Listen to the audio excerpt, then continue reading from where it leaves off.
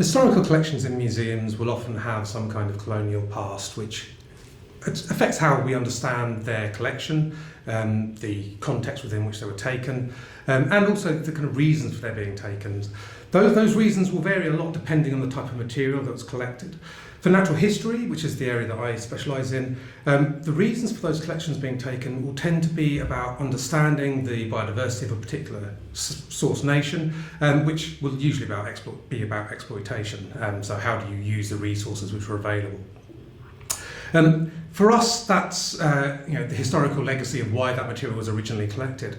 But that collection actually provided a very useful function. It means that it provides a baseline understanding of the historic biodiversity of wherever that material was collected.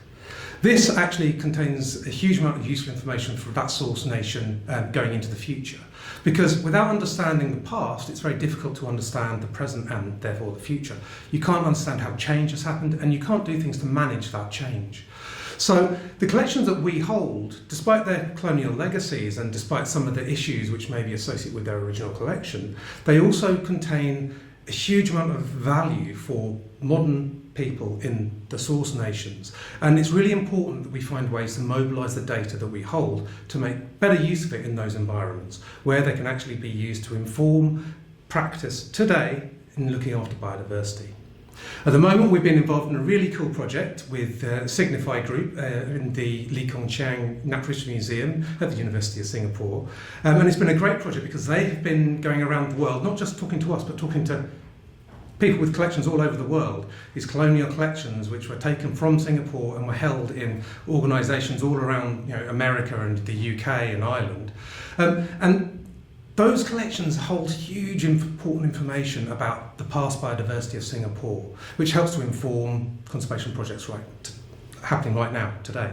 So it's been a great privilege actually working with the team from Singapore who have come over to Ireland. They've digitised the collections which came from Singapore. They've been doing research into them, working alongside my team and myself to get a better understanding of the collections that we hold from Singapore. And as part of that, it's given us a great opportunity to celebrate 50 years of diplomatic relations between the two nations. A good example of a specimen from Singapore that we hold in the collection is the Selangor Mud Snake. It may not look like much or sound like a particularly important specimen, but actually it's an incredibly rare species of snake. There are only 9 specimens known worldwide, so it's not a species which is well understood or well recorded. And one of the interesting things about this one is our specimen is the first recorded example from Singapore. It was collected in 1914 by a chap called Flynn.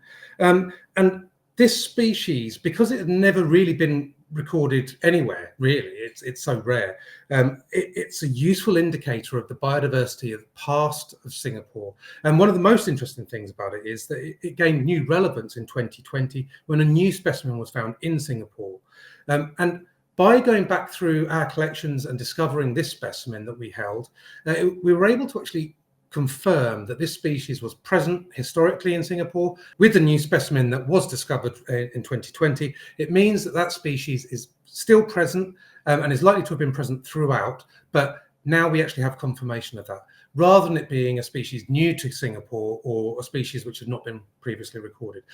Those sorts of things may not sound like much, but they're actually really important when you're trying to understand biodiversity.